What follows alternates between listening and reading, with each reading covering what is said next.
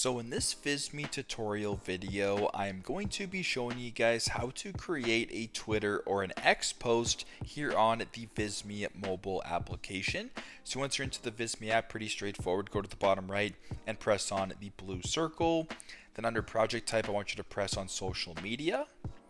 And once you hear where it says Facebook ads, Facebook posts, and Facebook page covers, I want you to slide this bar a little bit to the right until you come across a template that says Twitter posts right here. So if you were to go ahead and press on Twitter posts, what this now does is first off, it shows you guys the proper dimensions needed for a Twitter post. So as you can tell here, the dimensions for this will be 1024 by 512. And if you want to go ahead and select a template, you can go ahead and scroll this down, scroll these options down and find whatever one you may wish. So you can sort of get creative here and find one if you want, or if you don't want to, select a template here on the Visme app.